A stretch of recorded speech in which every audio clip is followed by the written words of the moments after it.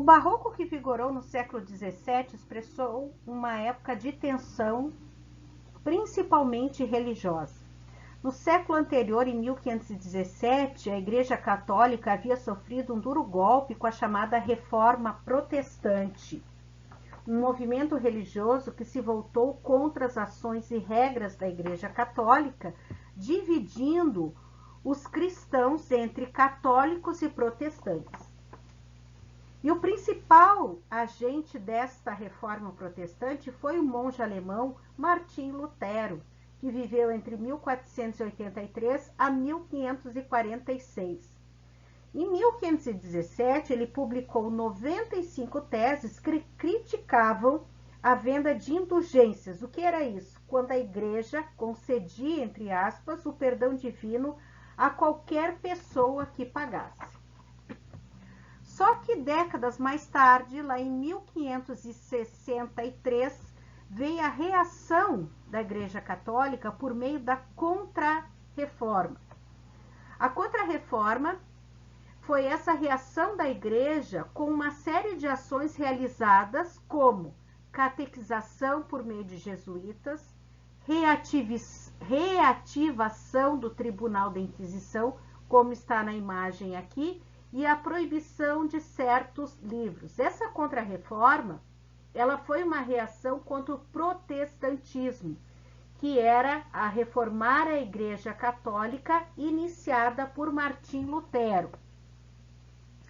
Então, na tentativa de recuperar prestígio e influência, a Igreja Católica adotou uma série de medidas, entre elas o incentivo a manifestações artísticas, logicamente, de temática religiosa. O teocentrismo, que é aquela doutrina calcada nos preceitos da Bíblia, em que Deus é o centro de tudo, né? E o dogmatismo, que é essa corrente filosófica que se fundamenta em verdades absolutas, sem qualquer, enfim, que tu possa ver a sua veracidade, né? Sem questionamento sobre a sua veracidade, reafirmados nessa Contra-Reforma, chocam-se diretamente com a herança renascentista, que é justamente marcada pelo antropocentrismo, onde o homem é o centro de tudo, e o culto à razão, que é o que nós vimos no classicismo. Mergulhados nesse conflito, os artistas reconsideram o papel da religiosidade, sem, contudo, abrir mão das conquistas racionais do século anterior, o que resultou em manifestações artísticas igualmente tensionadas. Como expressão dessa crise, ou como tentativa de escapar dela, o artista barroco recorreu ao rebuscamento formal, ou seja, ornamentou e decorou suas igrejas e catedrais ostensivamente, produziu uma música rica em nuances, criou pinturas dominadas pelo jogo de claro e escuro, construiu esculturas de alta dramaticidade e escreveu uma literatura repleta de jogos de palavras e de ideias. Na arte barroca, dentre os artistas que se destacaram foram os italianos Michelangelo de Caravaggio, que viveu entre 1571 e 1610. Ele foi considerado o principal pintor do barroco italiano, e Gian Lorenzo Bernini, que viveu entre 1598 e 1680. Ele foi escultor, arquiteto e pintor, e ele revolucionou a arte da escultura, conferindo a impressão de movimento corporal e agitação emocional à representação das personagens. Esta primeira obra aqui é de Michelangelo de Caravaggio. Eu tenho o Davi em pose estática e com feição concentrada. Aqui tem a explicação do Davi, né? E já na escultura do Bernini, ele modela a personagem em posição que sugere movimento no momento em que vai arremessar a pedra contra o gigante Golias. Tematicamente, Bernini e a arte barroca, em geral, mantêm-se no campo de interesses do Renascimento. Por quê? Assim, as obras, além das cenas bíblicas, o que ela traz no campo dos interesses do Renascimento? Ela acolhe episódios e personagens da cultura greco-romana que a gente vê no período do Renascimento, como aqui ele sugere, né, na posição e na expressão que ele tem, que ele está arremessando a pedra contra o gigante Golias. Outra obra, que daí é do Michelangelo de Caravaggio, é a Crucificação de São Pedro, que está aqui do lado. Nessa obra, ele usou populares para servirem de modelo para as figuras humanas. São características barrocas na obra o jogo de luz e sombras, a assimetria e a expressividade. Então, o artista apresenta São Pedro como um velho camponês já pregado à cruz, com os 3 carrascos tentando colocá-lo de pé. E a outra obra que representa o barroco brasileiro, é esta obra aqui, que é a Última Ceia, esculpida por Antônio Francisco Lisboa, o Aleijadinho, que está no Santuário do Bom Jesus, em Congonhas do Campo, em Minas Gerais. Ele foi escultor, arquiteto e entalhador, e ele é considerado o mais importante artista colonial brasileiro. Entre 1796 e 1805, fez sua obra-prima, as esculturas dos 12 profetas no Santuário do Senhor Bom Jesus, em Congonhas, Minas Gerais. Por que esse nome Aleijadinho? Ele ganhou esse apelido por volta dos 40 anos, quando ele passou a andar com dificuldades em consequência de uma doença degenerativa que deformou e atrofiou seu corpo, desencadeando a perda do movimento dos dedos das mãos e dos pés. Então ele viu-se obrigado a ter os instrumentos atados às suas mãos pelos escravos para poder esculpir. A limitação não o impediu de continuar trabalhando na construção de igrejas, capelas e altares das cidades da região do Ouro de Minas Gerais. Então, a produção artística deixada por Aleijadinho, ela é confirmada por documentos de arquivo e ela é volumosa. Ele morre em 1814 em Ouro Preto, pobre e doente. O seu corpo está enterrado na matriz de Nossa Senhora da Conceição de Antônio Dias, em Ouro Preto. Ele também, o Aleijadinho, ele é filho de um mestre de obras português, o também arquiteto e entalhador português Manuel Francisco Lisboa, e de uma escrava. Então, ele, ainda criança, na oficina do pai, ele começa a ensinar, né, os primeiros passos da arte para Aleijadinho.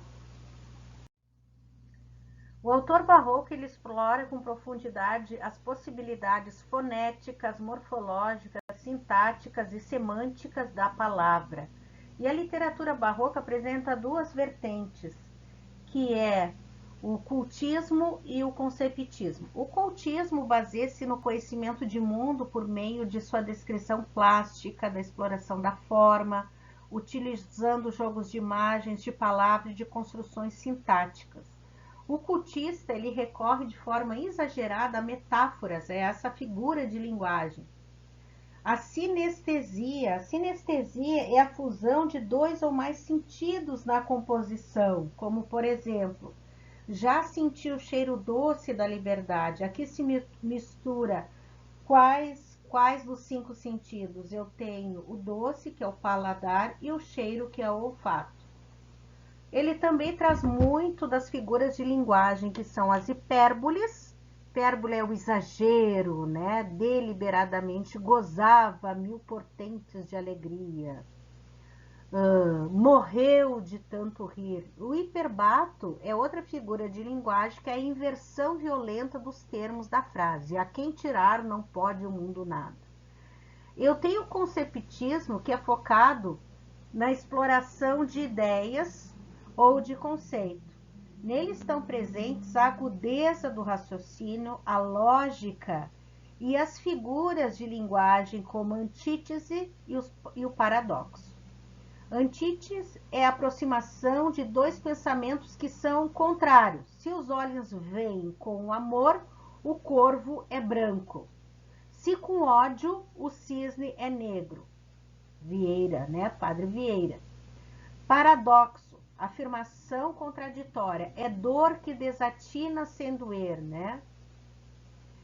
Que é um trecho daquele poema bem conhecido de Camões, que nós vimos no classicismo. Então, o quanto o cultismo ele é essencialmente descritivo, o conceptismo ele é analítico.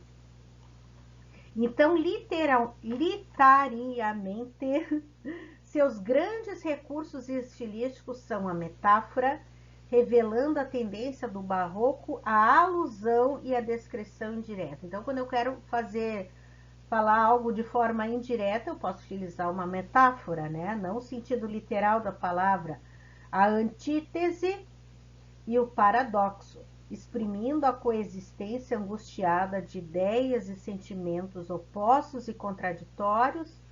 Eu tenho a hipérbole, que é a expressão da perplexidade, né? Que é o exagero diante do mundo e da vida. E o hiperbato, que refletindo na inversão da frase e as contorções da alma. E com isso eu tenho como características do barroco o pessimismo, o desequilíbrio entre razão e emoção, dualidade, contradição, tendência à ilusão, fuga à realidade, objetiva, subjetividade, tendência à alusão, à descrição indireta, por isso muito uso das metáforas, né? E predomínio de figuras como a metáfora, a antítese, o paradoxo, a hipérbole e o hiperbato. Depois de um breve momento de esplendor, Portugal entra em acelerada decadência, né? O que acontece? Em 1580, após 2 anos de disputa pela sucessão de Dom Sebastião, que desaparece na Batalha de Alcácer, o rei da Espanha, Filipe II, finalmente realiza a integração de Portugal ao Império Espanhol, que ele tanto desejava. Durante os 60 anos seguintes, assiste-se ao declínio comercial e naval do reino, apesar das significativas exportações do açúcar brasileiro. Portugal chega a perder para a Holanda muito de suas colônias orientais e até parte do território brasileiro. Bom, como Dom Sebastião, né, ele tinha apenas 24 anos quando ele morreu nessa batalha, ele não deixou herdeiros. Então, assume Filipe II. A maior expressão do desalento do povo português é o surgimento do mito sebastianista, segundo o qual Dom Sebastião voltaria para redimir Portugal. O mito sobreviveu por muito tempo como expressão do anseio popular pelo aparecimento de um redentor. Bom, a restauração da coroa e da independência portuguesa só se inicia em 1640, com o conflito militar que levou ao trono o primeiro rei da dinastia de Bragança, Dom João IV. Espanha e Portugal tornam-se, do final do século XVI até meados do século XVIII, os baluartes da Contra-Reforma, o que explica, em parte, a longa vigência do estilo barroco nos dois países. O barroco português, ele nunca atingiu o mesmo brilho e a mesma riqueza do barroco espanhol, apesar de ter sido diretamente influenciado por ele. Predominaram em prosa os escritos morais, doutrinais e religiosos, destacando-se os sermões, a poesia, as produções das academias. Na literatura portuguesa barroca, eu tenho o primeiro, que é Francisco Rodrigues Lobo, que a ele se atribui a consolidação em Portugal do barroco, principalmente com a publicação em 1619 de Corte na Aldeia, onde Luís Vaz de Camões, o poeta português, foi uma de suas referências. O segundo é o padre Antônio Vieira, e a sua atuação como missionário, diplomata, pregador e político é amplo o suficiente para colocá-lo num lugar de destaque não somente na literatura portuguesa, como também na literatura brasileira. A obra do religioso, ela compreende uma grande quantidade de sermões e cartas, além de um volume inacabado de profecias. A importância de sua produção não se restringe ao seu país natal, Portugal. Por ter vivido entre Portugal e Brasil e produzido obras intimamente ligadas à cultura dos dois países, Vieira pertence ao patrimônio literário de ambos. Os sermões, que é compilado em 16 volumes, é a sua obra mais importante. Embora pertencentes ao gênero da oratória sacra, eles fazem de Vieira um verdadeiro formador de opinião e ultrapassam a esfera religiosa ao tratar de assuntos diversos. Nós vamos estudar 2 sermões de Vieira. O primeiro é o Sermão da Sexagésima, escrito em 1655, quando Vieira estava no Maranhão. Ele fez uma breve viagem a Portugal, onde obteve a Lei da Liberdade dos Índios, este é o nome, e pronunciou na Capela Real esse que é considerado um dos mais importantes sermão, um dos seus mais importantes sermão. Uma crítica monumental, estilo barroco, sobretudo ao cultismo. Sexagésima era, no calendário da Igreja Católica, o segundo domingo antes do primeiro da Quaresma, ou seja, aproximadamente 60 dias antes da Páscoa. Inclusive, aqui na imagem, ó, tem o nome da Capela Real, ó, aqui. Esse sermão da Sexagésima, ele se dirigiu a outros padres com o intuito de orientá-los a respeito de como deve ser não só o sermão como forma, mas também a relação entre a palavra e a ação. Então, esse sermão, ele traz as questões metalinguísticas, porque a metalinguagem, né, é o código falando do próprio código. Então, tomando como tema o ato de discursar. Então, ele faz esse sermão com o intuito de ensinar outros, orientar outros padres a fazer um bom sermão.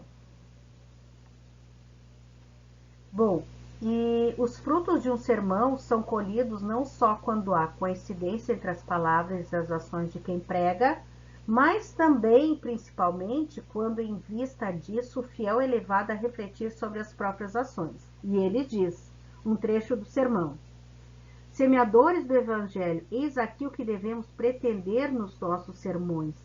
Não que os homens saiam contentes de nós, senão que saiam muito descontentes de si.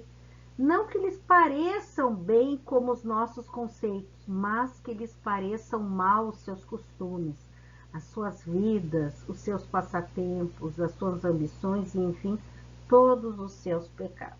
Olha a inteligência dele e como ele sabia jogar muito bem as palavras. Eu tenho outro sermão que a gente vai estudar, que é o Sermão da Epifania, que foi pregado em 1662, e as palavras da Sagrada Escritura são trabalhadas em conjunto com as palavras do momento histórico, ou seja, um equilíbrio com os fatos. O desafio desse sermão era convencer a rainha regente a interceder pelos jesuítas na disputa entre eles e os colonos do Brasil, para que possam retomar ao Maranhão de onde foram expulsos por eles. O combate ao cativeiro indígena pelos jesuítas foi o motivo da expulsão. Para alcançar seu objetivo, Vieira funde personagens bíblicos históricos, estabelece um vínculo entre os reis magos e os reis portugueses, dizendo que estes têm a missão de levar a fé aos gentis, ou seja, os não cristãos. Então, ele utiliza, né, ele traz, né, personagens da Bíblia, históricos, e para nesse sermão. Então, eu tenho, vou citar como exemplo, onde eu tenho muito presente o jogo de ideias, ou seja, o conceptismo que nós vimos, né, que é uma das duas características, né, da literatura barroca, no sermão de Santo Antônio aos Peixes, que é um sermão lindíssimo, proferido em São Luís do Maranhão, em que Vieira critica os seres humanos usando figuras de linguagem. Então, tem um trecho desse sermão que os hipócritas e traidores são comparados a polvos. Então, eu tenho aí as metáforas, né, o conceptismo, que é uma dessas características do barroco. Embora utilizando muitas vezes os procedimentos estilísticos do cultismo, Padre Antônio Vieira é um autor conceptista. Tem sido considerado durante esses 3 séculos um gênio da língua. Impressiona sua capacidade de obter efeitos extraordinários sem lançar mão de exageros sintáticos ou de rebuscamentos metafóricos. Seu discurso é extremamente engenhoso, no sentido seiscentista, extremamente inventivo e original, sem, contudo, ser pedante e obscuro. Como autor conceptista, Vieira dá grande importância à ordenação discursiva, seguindo rigorosamente a estrutura clássica.